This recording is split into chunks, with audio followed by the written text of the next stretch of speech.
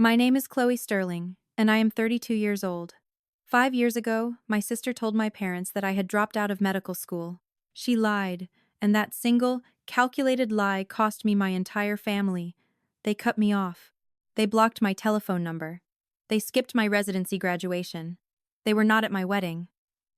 Then, last month, my sister was rushed into the emergency room bleeding, unconscious, and dying. The trauma team paged the chief surgeon. The doors swung open with a heavy metallic thud, and when my mother saw the name stitched in navy blue silk on the white coat walking toward her daughter's stretcher, she grabbed my father's arm so hard it left bruises. She did not see a daughter, she saw a ghost in a lab coat. Before we get into the heart of this, please take a moment to like this video and subscribe to the channel. This story is about betrayal, but it is also about the architecture of building a life from ashes. If it resonates with you, I would love to have you with us. Also, please drop your location and your local time in the comments below. I want to know exactly where in the world you are as you listen to my voice. Now, let me take you back to the fall of 2019, to a kitchen table in Hartford, Connecticut, and the last time my father ever looked at me with genuine pride. Growing up, there were two daughters in the Sterling house, but only one who seemed to truly exist. My sister, Vanessa, is 3 years older than me. She was born for the spotlight. She came out of the womb, performing school plays, student council, the kind of girl who could charm the cold out of a New England winter. My parents, Robert and Deborah Sterling, were salt of the earth, middle-class people who absolutely worshipped her for it. Dad managed a manufacturing plant with an iron fist, and Mom did part-time bookkeeping for a local firm. They valued two things above all else: appearances and obedience. To them, the world was a stage, and as long as the neighbors were clapping, we were doing fine. Vanessa delivered that performance flawlessly, every single day. I, on the other hand, was the quiet one. I was the shadow in the corner, the one with her nose buried in a biology textbook during Thanksgiving dinner while Vanessa held court at the table, recounting her latest social victories to an adoring audience. I was not rebellious, and I was not difficult. I was simply invisible. There is a profound, aching difference between being forgotten and never being seen in the first place. Here is a small example that still stings when I think about it. In the 8th grade, I made it to the state science fair. I had spent 6 months studying the regeneration of planarian flatworms. I was the only student from our entire school to qualify.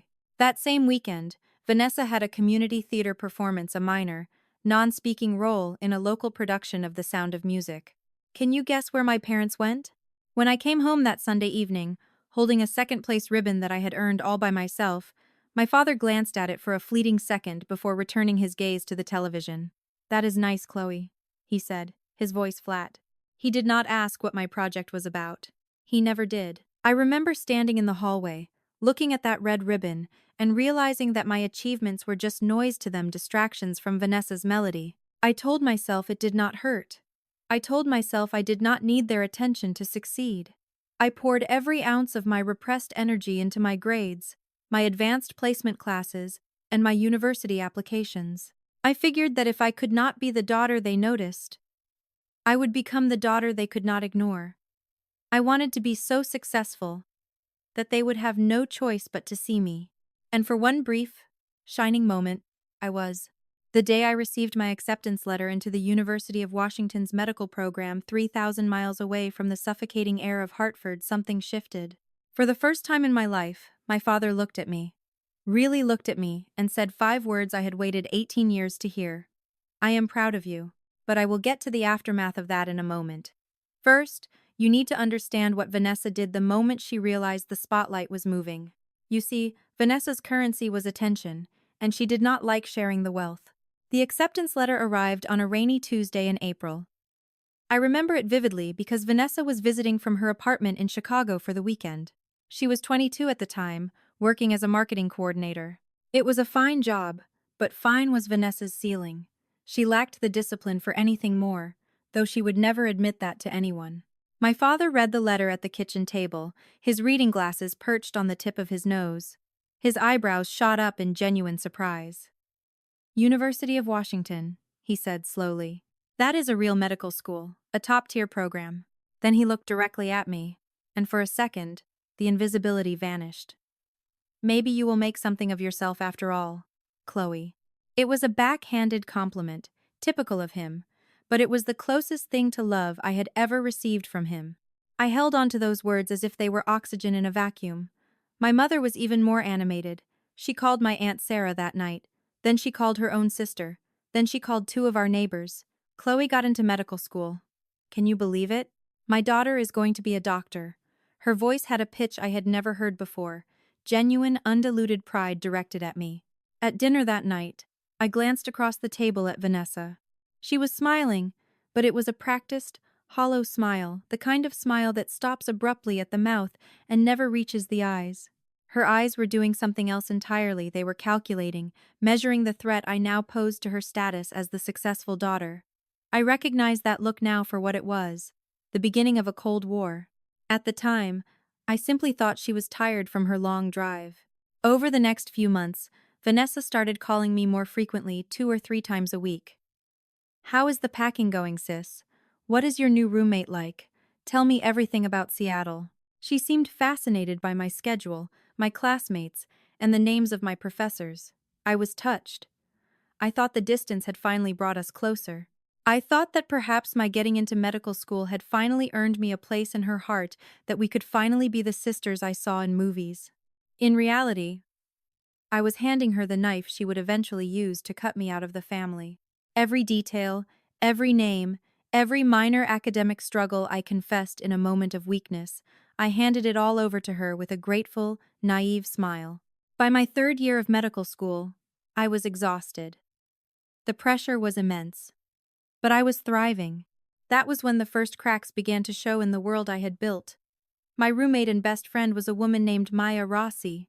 Maya had grown up in the foster care system. She had no family, no safety net, and no one to call when things got hard. She was the single reason I survived my first year. When I called home during a brutal anatomy exam week and my mother said, "I cannot talk right now, Chloe. Vanessa is having a crisis at work," it was Maya who sat on our apartment floor with me. She would look me in the eye and say, "Their loss, Chloe. Now get up. We have cadavers to memorize. You are going to be a surgeon, and surgeons do not hide in corners." But then, the world stopped spinning. Maya was diagnosed with stage 4 pancreatic cancer in August of my 3rd year. It was a death sentence. Plain and simple. She had no support system, just me. I went to the dean's office the very next morning, my voice trembling as I explained the situation. He was a kind man, and he approved a formal leave of absence for 1 semester under caregiver status. My spot in the program was held, my paperwork was filed. I was scheduled to return in January. It was all documented, all legitimate, and all for the sake of a dying friend. I moved into the spare bedroom at Maya's apartment. I became her nurse, her cook, and her witness. I drove her to every chemotherapy session. I held her hand in the oncology ward at 3 o'clock in the morning when the pain became so excruciating she could not even whisper. I called Vanessa to tell her. I do not know why I did it. Perhaps I still needed to believe in the sister she had been pretending to be for the past 2 years. I told her about Maya, about the leave of absence, and about my plan to return to Seattle in the spring. Vanessa's voice was like warm syrup over the telephone. "Oh my God, Chloe, I am so sorry. That is so brave of you. Take all the time you need. I will not say a word to Mom and Dad about the leave of absence. I know how they are. They would just worry needlessly and blow it out of proportion. I will keep your secret. I promise." I thanked her. I actually thanked her for her discretion. 3 days later, she called our parents and told them that I had dropped out of medical school to move in with a drug-addicted boyfriend in a rundown part of Seattle. She told them I had thrown my future away for a life of partying and rebellion. She told them I was ashamed to tell them myself, so I had asked her to break the news. I did not know it then, but the trap had been set, and when it snapped shut, it would be the most violent sound I had ever heard. Gemini said. I was 3,000 miles away from Hartford. I had exactly $46 in my checking account, and I had just become no one's daughter. The weight of that realization did not hit me all at once. It came in waves, like a slow-moving tide of ice water. I tried. I need you to understand that I tried with every fiber of my being to reach them. I tried from across the country, with no money, and a dying friend in the next room who needed me to be strong. But how can you be strong when the ground has been pulled out from under you?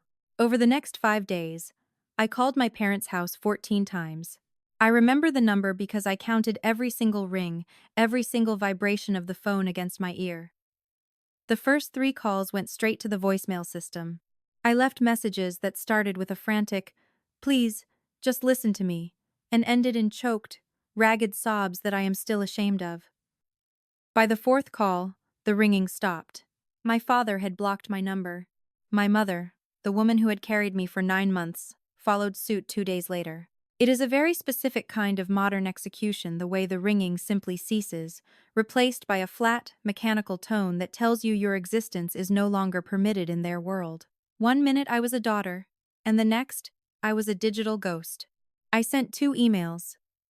The first was short, written in the heat of a full-blown panic attack, begging them to call me back. The second was long, clinical, and precise. I attached my formal leave of absence paperwork as a portable document format file. I included the direct telephone number for the dean of students. I included the name and office address of Maya's oncologist. I gave them every single piece of evidence a reasonable person would ever need to see the truth. I waited. I checked my sent folder every 15 minutes for 48 hours, hoping for a read receipt or a momentary lapse in their silence. Neither email ever received a response. It was as if I was shouting into a void that only echoed back my own desperation. I even wrote a physical, handwritten letter. I walked 3 blocks in the pouring, gray Seattle rain to the post office. My hands were shaking so hard I could barely hold the pen to write the address. I mailed it priority mail, thinking that perhaps a physical object, something they had to hold in their hands, would break through the wall Vanessa had built. 5 days later, that same envelope appeared in my mailbox. It was stamped with red ink. Returned to sender. Unopened. I recognized my mother's handwriting on the envelope, sharp, slanted, and cold. She had not even given me the courtesy of throwing it in the trash. She wanted me to see the rejection. She wanted me to know that my words were not even worth the effort of breaking the seal. In a final act of desperation, I called my Aunt Sarah. She was my father's younger sister, and the only person in our family who had ever looked at me and seen a human being, not just an accessory to Vanessa's life. Sarah called my father that same evening. I sat in the dark of Maya's living room, waiting for my phone to light up. When she finally called me back 40 minutes later, her voice was so heavy it sounded like it was coming from underwater. "He told me to stay out of it, Chloe," she whispered, her voice breaking. "He said you have made your bed, and now you have to lie in it. He said that Vanessa showed them messages of you, saying things about them. Terrible things." "What messages, Sarah? I never sent any messages." "I know, sweetheart. I tried to tell him about the paperwork. I tried to tell him about Maya. He simply hung up on me. He told the rest of the family that you are dead to them for now." 14 calls, 2 emails, 1 priority letter, 1 intermediary. Every single attempt was rejected, blocked, or returned. This was the pattern of my entire life, finally reaching its most brutal and final form. This was every science fair they had skipped because Vanessa had a rehearsal. This was every birthday they had half celebrated because Vanessa was having a social crisis. This was the final, loudest iteration of my invisibility. On the 6th day, I stopped calling. Not because I had given up, but because I realized they had made their choice a long time ago. My parents had been looking for a reason to stop pretending to love me, and Vanessa had finally handed them the perfect excuse on a silver platter. While my family was busy erasing me, I was watching Maya disappear. Pancreatic cancer is not a gentle thief. It is a violent, invasive force that strips a person of their dignity before it takes their life. By November, Maya could no longer eat. By December, she could barely speak. Maya died on a Sunday morning in December. It was quiet, the kind of quiet that feels like the world has run out of air. There were no dramatic last words, just the rhythmic, mechanical beep of the cardiac monitor going flat and the pale, weak winter light filtering through the hospice window. I was the only person in the room. No one from my family called to check in. No one knew. The one person I had confided in, my sister Vanessa, was too busy playing the grieving sister to the lie she had told to care that the person I was actually grieving had just stopped breathing. I organized a small funeral service at a local chapel. 6 people attended. Maya's former foster sister drove up from Eugene, Oregon. A couple of our medical school classmates came, looking exhausted and uncomfortable in their black coats. A nurse from the oncology ward who had grown fond of Maya showed up, still wearing her scrubs under her jacket. I stood at the front of a chapel that could have held 60 people and read a eulogy to rows of empty, mahogany pews. I did not cry during the service. I could not. I had been crying for 3 months straight, and I felt as though my tear ducts had simply turned to stone. I felt hollow, like a bell that had been struck too many times and could no longer make a sound. That night, I sat alone in our apartment. Maya's coffee mug was still sitting on the counter, a ring of dried brown liquid at the bottom. Her jacket still hung by the front door, smelling faintly of the lavender detergent she loved. The silence was so heavy it felt like it was pressing against my eardrums. I opened my laptop and stared at the digital application to re-enroll for the spring semester. My finger hovered over the mouse, trembling. A voice in the back of my mind, my father's voice, whispered, "You are a failure. You are an embarrassment. Why even try?" Then, I saw it. It was tucked inside Maya's copy of Gray's Anatomy, which we used to joke was our only Bible. She had bookmarked the chapter on the pancreas with a bright yellow sticky note. Her handwriting was shaky, the letters drifting off the page, written in the final weeks when her strength was failing. "Finish what you started, Chloe," it read. "Become the doctor I know you are. And do not you dare let anyone, especially your own blood, tell you who you are." She had known. She knew she would not be there when I reached this exact breaking point. She knew I would need a message from the other side to remind me that I was more than just a discarded daughter. I closed the laptop, took a deep breath, and then I opened it again. I filled out the re-enrollment form with hands that were suddenly, miraculously steady. In that moment, I realized I had 2 choices. I could crumble under the weight of their rejection, or I could climb. I chose to climb, not for my parents, not for some petty desire for revenge. I did it for Maya, and for the version of myself that she saw when I was too broken to see it myself. I went back to medical school in January. I had no family support, no safety net, and no one to call when the 14-hour days in the lab turned into sleepless nights of studying. I picked up extra student loans that would take me a decade to pay off. I took a part-time research assistant position that kept me in the hospital until 2 o'clock in the morning, long after the other students had gone home to their families. I ate hospital cafeteria leftovers more times than I care to count. Medical school is a machine. It does not care about your personal tragedies. Anatomy exams do not pause because your mother blocked your number. 12-hour clinical rotations do not get shorter because you spent your lunch break staring at a family photo you should have burned. So, I stopped staring at the past. I started working. I worked like my very life depended on it because, in a way, it did. I became a ghost in the hospital hallways. A woman who existed only for the next stitch, the next diagnosis, the next patient. I was not Chloe Sterling, the girl from Ohio. I was Chloe Sterling, the student who was always the first to arrive and the last to leave. When graduation day finally arrived, I stood in the massive auditorium in my cap and gown. I watched the other students hugging their parents, their siblings holding bouquets of flowers and cameras. There was no one there for me. No one from Hartford. No one from Ohio. I walked across that stage alone. I felt the cold parchment of the diploma in my hand and shook the dean's hand. I did not look for them in the crowd. I knew they weren't there. But as I walked back to my seat, I felt a strange sense of peace. For the first time in my life, I did not need them to see me. I saw myself. I matched into a prestigious surgical residency at Mercy Rest Medical Center, a level 1 trauma center on the East Coast. It was one of the busiest, most high-pressure environments in the country. It was only 2 hours away from my parents' house, yet it felt like it was on a different planet. That was where I met Dr. Margaret Thornton. Maggie was 58 years old and the chief of surgery emeritus. She was a woman of few words and even fewer smiles, built like a steel cable. She saw something in me, that same hunger Maya had seen. She became the mentor I desperately needed and the mother figure I had lost. Under Maggie's wing, I stopped being a student and started becoming a surgeon. I learned how to keep my heart steady when a patient was bleeding out on the table. I learned that a scalpel is not just a tool, it is a responsibility. In my third year of residency, I met Mark Caldwell. He was a civil rights attorney who worked in the same building as our community clinic. He was calm, steady, and had a dry sense of humor that could cut through the darkest of days. He was the first person I told the full, unvarnished story, to the lies, the silence, the returned letters. He did not flinch. He did not offer me empty pity. He just listened until I had nothing left to say. Then, he looked at me and said 4 simple words that changed my life. "You deserve so much better." We were married on a Saturday afternoon in Maggie's backyard. We had 30 guests, real friends, colleagues, and Aunt Sarah. Mark's father was the one who walked me down the aisle.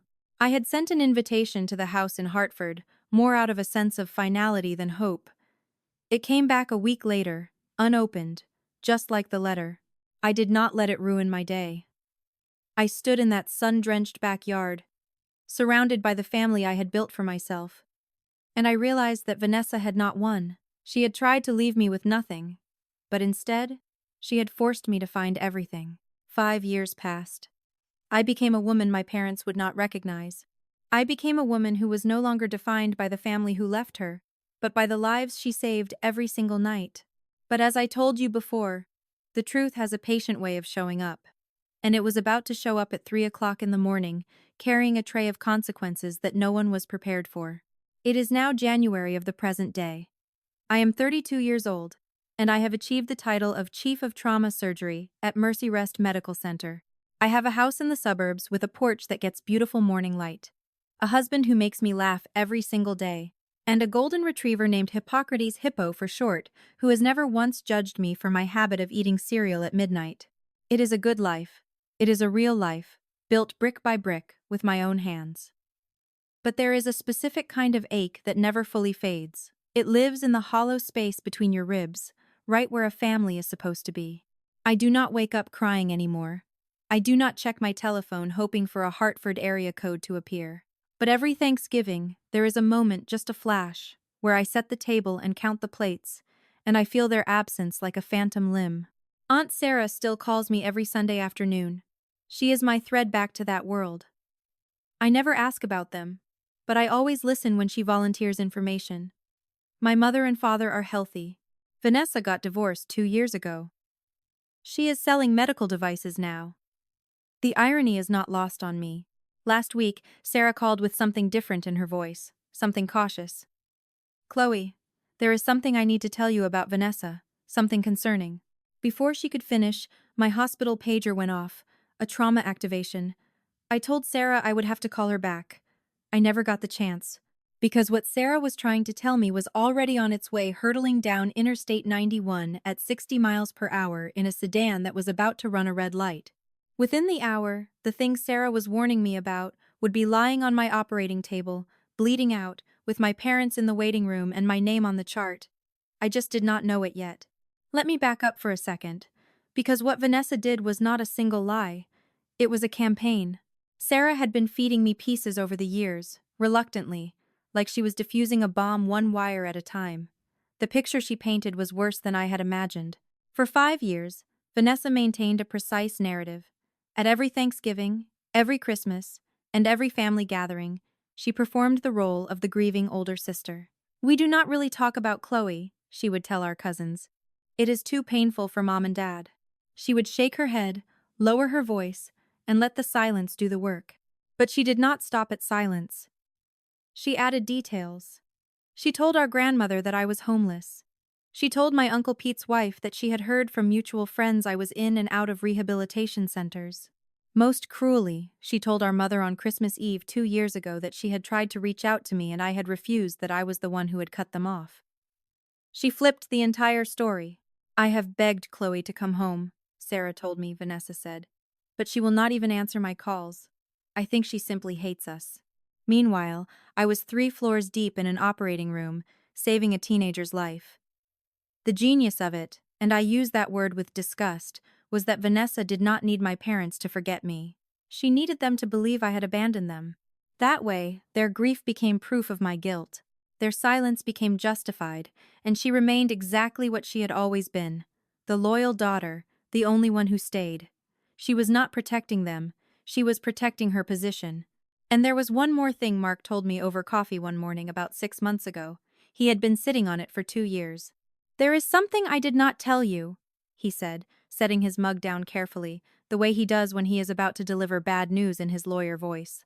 "2 years ago, I got a call from a friend in human resources at your old hospital. Someone using a fake name had contacted them asking about the employment status of Chloe Sterling. They wanted to know if you had ever been disciplined, if your credentials were legitimate." I stared at him. "Who?" "I had a colleague trace the inquiry," Mark confirmed. "The internet protocol address came back to Hartford. Specifically, an account registered to your sister." The kitchen went very quiet. Hippo's tail thumped against the floor. The coffee maker hissed. "She was trying to find something," I said. "Anything. Anything she could use to keep the story alive," Mark said. "To prove you were a fraud." "She did not find anything. Because there is nothing to find." I wrapped my hands around my mug tight. I could feel the heat bleeding through the ceramic. "She did not just lie about me once, Mark. She has been hunting me." He reached across the table and put his hand over mine. "That is not sibling rivalry, Chloe. That is something else entirely." He was right. Vanessa had not told a lie and moved on. She had built an architecture of deception, load-bearing walls, reinforced beams, and she had spent 5 years making sure none of them cracked. Every holiday story, every whispered rumor, every fake inquiry was another brick. I could have done something then. I could have called a lawyer, confronted my parents, or blown the whole thing open. But I did not. Because life was about to do it for me in the most brutal, public, and ironic way imaginable. It started with a pager at 3 minutes past 3 o'clock in the morning on a Thursday in January. The screen glowed in the dark of our bedroom. Level 1 trauma. Motor vehicle collision. Single female, 35. Blunt abdominal trauma. Hemodynamically unstable. Estimated time of arrival, 8 minutes. I was dressed in 4 minutes. Driving in 6. I ran through the case in my head the way I always do. Mechanism of injury, probable organ involvement, surgical options. I had done this surgery 100 times. I badged in through the ambulance bay and walked straight to the trauma station. My team was already assembling. I picked up the intake tablet and swiped to the incoming patient chart. Patient, Vanessa Sterling. Emergency contact, Robert Sterling, father. I stopped walking. For 2 seconds, I was not a surgeon. I was a 26-year-old girl sitting on a hospital floor in Seattle, listening to a dial tone. "Dr. Sterling?" My charge nurse, Linda, appeared at my shoulder. "Are you okay?" I looked up and set the tablet down. "I am fine. Prep Bay 2, and page Dr. Patel. I want him on standby."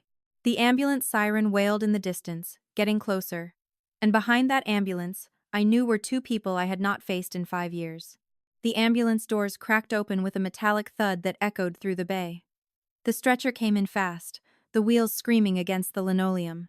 Vanessa was strapped down, her face a mask of bruises and blood, an oxygen mask fogging with her shallow, ragged breaths.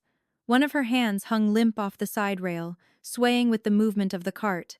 The paramedics began rattling off numbers, blood pressure dropping, heart rate climbing, 2 large-bore intravenous lines running wide open. Behind them, running through the bay with a desperation that looked like madness, came my parents. My mother looked as though she had aged a decade in a single night. Her hair was thinner, her face drawn and etched with lines of terror I had never seen before. She was wearing a bathrobe with slippers on the wrong feet, one blue, one gray. My father was in a flannel shirt and jeans he had clearly thrown on in a frantic rush. His face was the color of old, weathered paper. "That is my daughter," he shouted past the triage nurse, his voice cracking. "Where are they taking her? I need to talk to the doctor in charge right now." The triage nurse, Carla, whom I had worked with for 3 years, put both hands up to stop them. "Sir, family needs to wait in the surgical waiting area. The trauma team is already here. The chief is handling this personally." "The chief?" My father grabbed Carla's arm. "Get me the chief now! Tell them who she is!" Carla glanced through the glass partition toward the trauma bay. She looked at me gowned, gloved, my badge hanging from my scrub top. She read the name. She looked back at my father, then back at me. Her eyes went wide for a fraction of a second. A silent question passing between us. I gave a small, almost imperceptible shake of my head. Not now. Carla composed herself instantly. Sir, the chief is prepping for surgery. You will be updated as soon as possible. Please, the waiting room is this way. As they were led down the hall, I heard my mother whispering prayers, her hands clasped so tightly her knuckles were white. My father kept turning back, looking through every window he passed. She is all we have, he said to no one in particular, his voice echoing in the sterile hallway. Please, she is all we have. I heard it through the partition glass. Every single word. She is all we have. As if I had never existed. As if the last 5 years were not a separation, but a complete erasure from their memory. I stood there for a moment, the cold air of the trauma bay biting at my skin. I was not Chloe Sterling, the daughter who was discarded. I was the chief of trauma surgery. I had a job to do. I stepped into the scrub room alone. I allowed myself exactly 30 seconds. I turned on the faucet and let the water run hot over my hands. I looked at myself in the stainless steel mirror above the sink. My reflection was distorted, warped the way everything felt in that moment. I put on my scrub cap, ensured my badge was visible, and looked into my own eyes. I was the face of a woman who had been surgically removed from her own family tree, and now I was being asked to surgically save the woman who had held the saw. Part of me, the wounded, 26-year-old part of me, wanted to walk out. I wanted to call Dr. Patel, let him take the lead, and walk away. Let my parents owe their daughter's life to a stranger, not to me. That would be cleaner. It would be simpler. But there was a woman on that table with a ruptured spleen and what looked like a grade 3 liver laceration. She was losing blood faster than we could replace it. She was going to die in the next 30 to 40 minutes if the best surgeon in this building did not operate. And the best surgeon in this building was me. I paged Dr. Patel directly. I have a conflict of interest, I told him when he arrived, my voice sounding like it belonged to someone else. The patient is a family member. I am disclosing it now and documenting it in the chart. If at any point my judgment is compromised, you take the lead, no questions asked. Patel's voice was steady and professional. Understood, Chief. I am here. I told Linda to note the disclosure in the nursing record. Everything by the book. Everything on paper. Then I pulled on fresh gloves, pushed through the operating room doors, and looked down at the table. My sister's face was still bruised, the oxygen mask fogging and clearing in a rhythmic, fragile cycle. For 3 seconds, she was not the woman who had destroyed my life. She was simply a body on my table, and that was exactly how I needed her to be.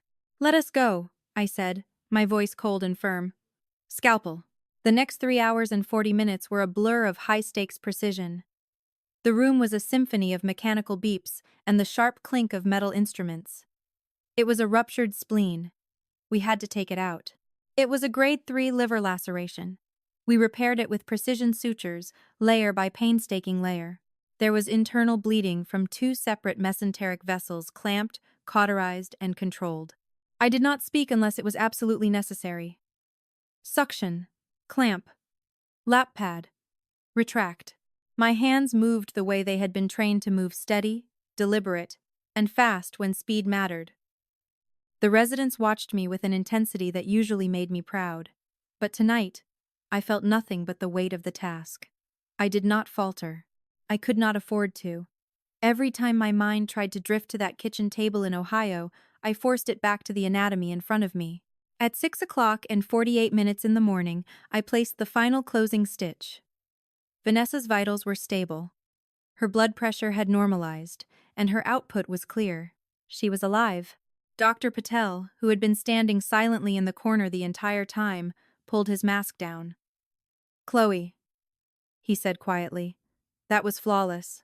Do you want me to talk to the family? I know this is complicated. I peeled off my gloves and dropped them into the bin. I washed my hands automatic and methodical the same way I had done it 10,000 times before. No, I said, looking at him. This one is mine. I caught my reflection again in the scrub room mirror. Same face, same badge, but something had shifted fundamentally. For 5 years, I had been the daughter who disappeared. Now, I was the surgeon who had just pulled her sister back from the edge of death. Those two facts were about to collide in a waiting room 40 feet away in front of my entire night shift team. I straightened my scrub top, checked my badge, and took one deep breath. I could feel the adrenaline beginning to fade, replaced by a cold, hard clarity. Then, I walked toward the waiting room. The hallway had never felt so long. The waiting room had that fluorescent hush that hospitals get at 7 o'clock in the morning. Two other families were scattered in the far corners, exhausted and slumped in their chairs. A television murmured weather reports to no one, and in the center row, sitting rigid and terrified, were my parents. I pushed through the double doors. I was still in my surgical scrubs, my mask pulled down around my neck and my scrub cap off. My badge hung at chest level, printed in clean, block letters that anyone could read from 6 feet away. Dr. Chloe Sterling, medical doctor, fellow of the American College of Surgeons, chief of trauma surgery. My father stood up first. He always stood first. It was a reflex, the need to be in charge of the room. Doctor? How is she? Is Vanessa? He stopped mid-sentence. His eyes dropped to my badge, then rose to my face, then dropped to the badge again. I watched the recognition move through him like something physical, a tremor that started in his hands and climbed to his jaw. My mother looked up a half-second later. Her right hand shot to my father's forearm and clamped down, her fingers digging into the flannel of his sleeve with a force that I would later learn left 4 distinct bruises shaped like fingertips. 5 seconds of silence followed. 5 seconds that held the weight of 5 years. I could see the light from the hallway reflecting off the floor, the dust motes dancing in the air. I spoke first. My voice was calm and clinical, the same voice I used to address every family in this room. Mr. and Mrs. Sterling. I am Dr. Sterling, the chief of trauma surgery. Your daughter, Vanessa, sustained a ruptured spleen and a grade 3 liver laceration in the accident. The surgery was successful. She is stable and currently in the intensive care unit. You will be able to see her in approximately 1 hour. Mr. and Mrs. Sterling. Not Mom and Dad. I watched those words land. I watched them cut through the layers of shock and disbelief. Behind me, through the glass partition, Linda and 2 other nurses were watching. They knew. By the look on their faces, they had already put the pieces together. My mother moved first. She took a step toward me, her arms lifting, a sob already breaking through her chest. Chloe? Oh my God. Oh my God. Chloe? I stepped back. Just half a step. It was polite, but it was unmistakable. She froze. Her hands hung in the air between us for a moment. Then slowly, painfully, they dropped to her sides. My father's voice came out like gravel being dragged over concrete. You are a doctor. I am, I replied, standing my ground. You are the chief. I am. But Vanessa said she said. He closed his mouth, opened it, and closed it again. I could see the machinery of his mind trying to reassemble 5 years of certainty that was crumbling in real time. He looked at my scrubs, stained with the blood of the daughter he favored, and then at my face, the face of the daughter he had erased. My mother was crying now, and not quietly. We thought you dropped out. We thought she told us you were. She told you I dropped out, I said, my voice level and devoid of shaking. She told you that I had a boyfriend with a drug problem, that I was homeless, that I refused to contact you. I know exactly what she told you. Through the glass behind me, I could see Carla press a hand to her mouth. A resident, Dr. Kimura, looked away, his jaw tight. Linda set down her clipboard and simply stared. My father tried to redirect the situation, an old instinct. This is not the time or the place, Chloe. Your sister is in the intensive care unit. I know, I said. I just spent 3 hours and 40 minutes making sure she survives it. So yes, Robert, I am acutely aware of where she is. He flinched when I used his first name. For the first time in my life, my father, a man who had never been at a loss for words, had absolutely nothing to say. The silence was doing the work I never could. 5 years of blocked calls, returned letters, and ignored emails had not made a dent. But standing here, alive and accomplished, wearing the proof of my life on my chest that was louder than anything I could have ever written in a letter. My mother reached for the back of a chair to steady herself. The letters, she whispered. You said you sent letters. 2 emails with my leave of absence paperwork attached, I said. 1 handwritten letter mailed priority. You sent it back unopened. I recognized your handwriting on the envelope, Deborah. You made sure I knew it was from you. She pressed her fist against her mouth, a muffled sob escaping. My father stared at the floor, his shoulders hunched as if the weight of the ceiling were coming down on him. I called 14 times in 5 days, I continued. I asked Aunt Sarah to talk to you. You told her to stay out of it. I am not accusing you. I am simply reciting the facts. And facts do not need volume. Then, Linda appeared at the door. She did not know the full story, not yet, but she had hospital business to attend to. Dr. Sterling, I am sorry to interrupt, she said, her voice echoing in the quiet room. The board chair saw the overnight trauma log. He asked me to pass along that the Physician of the Year Selection Committee sends their congratulations on tonight's surgical outcome. They said your leadership during this crisis has been exemplary. Linda said it the way she would say anything routine. She had no idea she had just detonated a second bomb in that room. My mother looked at me, her eyes swollen and her mascara gone. Physician of the Year? It is an internal recognition, I said, turning back to Linda. Thank you. I need to check the post-operative vitals. Excuse me. I walked toward the intensive care unit corridor with measured steps and a straight spine. I did not look back, but I heard my mother's voice behind me, small, ruined, and barely audible. Robert, what have we done? And then I heard something I had never heard before, my father saying nothing at all, because silence, for the first time in his life, was the only honest thing he had left. 4 hours later, in intensive care unit room 6, the monitor beeped in a steady rhythm. The morning light angled through the blinds, illuminating the dust motes I had seen earlier. I walked in for the standard post-operative assessment. It was a routine check vitals, drainage output, wound check, except nothing about this was routine. Vanessa's eyes were open. They were glassy and unfocused from the anesthesia, but they were open. She blinked at the ceiling, then at the intravenous pole. Then, her gaze tracked slowly sideways to me. She squinted, reading my badge. She read it again, her eyes darting back and forth across the letters. The color drained from her face in a way I have only seen in patients who have just been told their prognosis is fatal. Chloe? Her voice was like sandpaper. Good morning, Vanessa, I said, standing at the foot of her bed with my clipboard. I am your attending surgeon. You sustained a ruptured spleen and a grade 3 liver laceration from the accident. The surgery went well. You are going to make a full recovery. You are a doctor, she said. It was not a question. It was a reckoning. I am the chief of this department, I replied. I have been for 2 years. I watched it happen, the same spectrum of emotions my father had gone through, but slower, because Vanessa was processing it through a morphine drip and dawning terror. Confusion first, then disbelief, then fear, and then, there it was. The expression I had seen my whole life.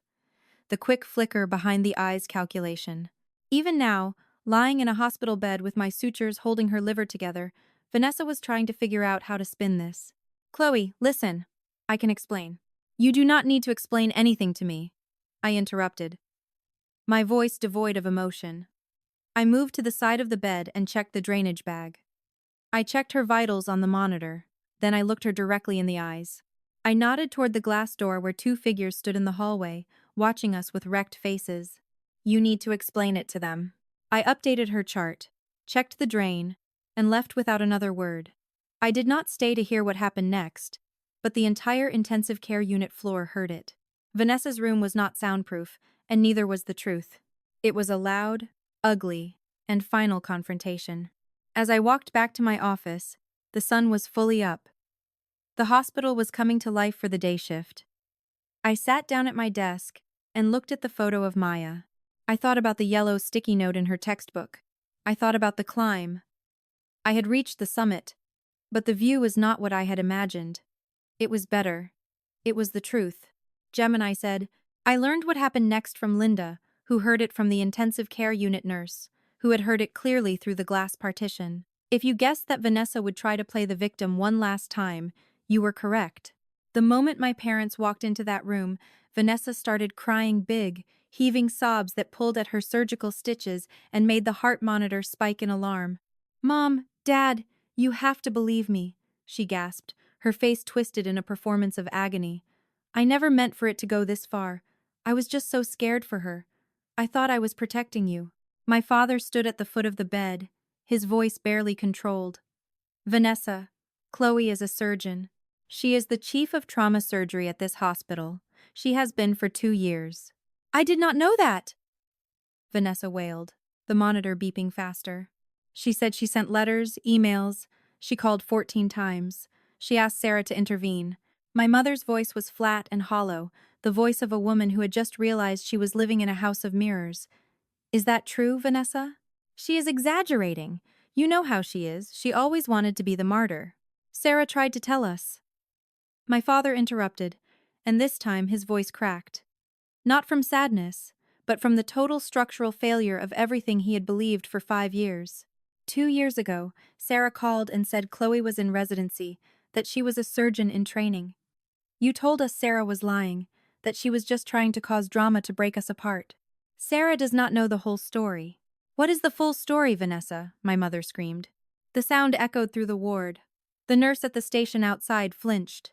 2 rooms down, a patient's visitor looked up from their telephone. And Vanessa, backed into a corner with intravenous lines in both arms and my sutures in her abdomen, did what she always does. She pivoted from defense to offense. "Fine! She is a doctor. Good for her. But she abandoned this family. She never called after that first week." "Because we blocked her number?" "Vanessa," my father said, his hand gripping the bed rail until his knuckles were white. "Because you told us she was harassing us. Because you told us to." The heart monitor beeped. The intravenous line dripped. And Vanessa, for perhaps the first time in her adult life, had no script left to read. The audience had stopped believing in the play. Aunt Sarah walked into the intensive care unit at 9 o'clock and 45 minutes that morning.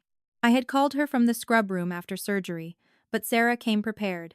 5 years of silence will do that to a woman with a filing system and a long memory. She did not sit down. She did not hug anyone. She stood in the middle of that room and said, "I have been waiting 5 years to have this conversation, and I am not waiting 1 more minute."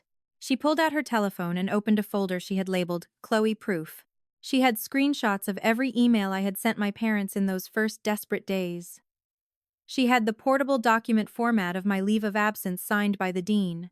She had a photo of my residency graduation, me in a cap holding the diploma, with Aunt Sarah next to me, the only family member in the frame. She held the phone out.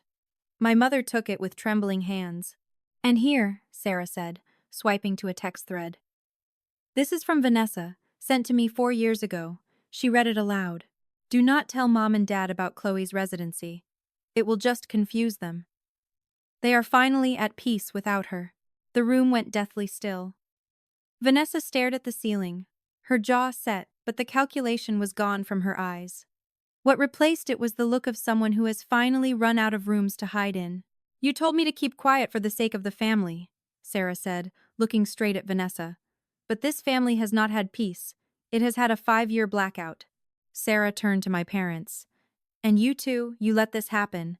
Not because you did not love Chloe, but because loving Vanessa was easier. It was more convenient to believe the lie than to admit you failed your other daughter." Nobody argued. There was nothing left to argue with. My mother sank into the chair beside the bed, but she was not looking at Vanessa anymore. She was scrolling through Sarah's phone, reading my emails one by one. She stopped on the last one, the one I had sent the night before my residency graduation. "Mom, I do not know if you will read this. I graduated today. I wish you were here. I am still your daughter. I never stopped being your daughter." My mother doubled over in the chair, making a sound that was beyond crying. It was the sound of someone meeting the full weight of a mistake they can never undo.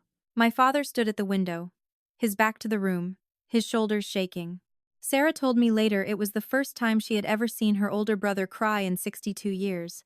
Not at their mother's funeral. Not ever. Vanessa was forced to send a formal email to the entire extended family the following Wednesday. Sarah confirmed delivery to all 47 addresses. It was 3 paragraphs long, no excuses, just the facts. She admitted to every lie. The responses came in waves. My grandmother, Nana June, who is 89 years old, called me directly. I have never been lied to so thoroughly by my own blood, she said, her voice paper-thin but furious. Chloe. Forgive an old woman for not seeing it. My parents started counseling in February with a therapist in West Hartford named Dr. Rena. My mother took to it immediately, but my father struggled. Dr. Rena told him that his need to be right and his refusal to revisit a decision had been the load-bearing wall of this entire disaster. Vanessa also started her own separate therapy. Whether she changes or not is up to her, but she no longer has an audience for her drama. I met my parents at their kitchen table a month later. I am open to rebuilding, I told them, but it will be on my terms. Apologies expire. Boundaries do not. If you want to know your future grandchildren, you start now with consistency, not grand gestures. 1 month later was the Physician of the Year Gala. 200 people were in the ballroom. When I was called to the stage, I looked at the back row. Aunt Sarah had arranged for my parents to be there. They sat with their hands in their laps, looking up at the stage with expressions of profound grief and pride. After the gala, my father found Mark near the coat check. He stood in front of my husband for a long moment. I owe you an apology, he said. I should have been the one to walk her down the aisle. I see now that she found a better man to do it.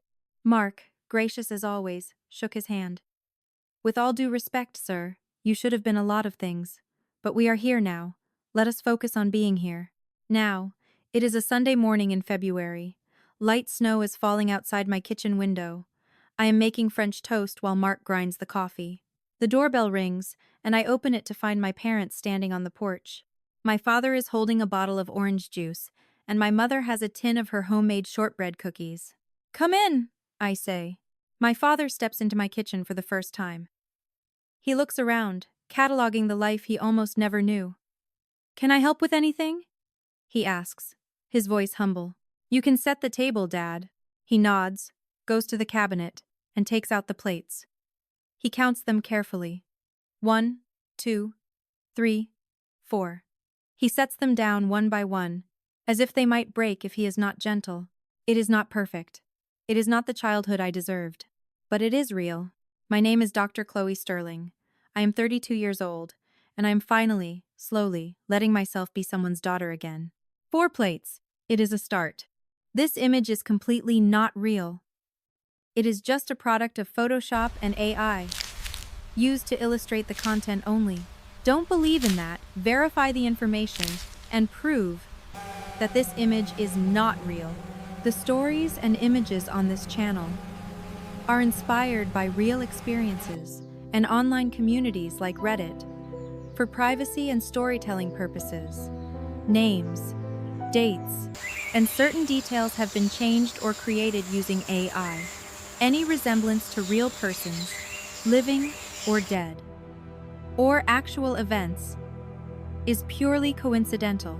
This content is intended for entertainment and emotional reflection only. Viewer discretion is advised. Thank you for supporting our creative work.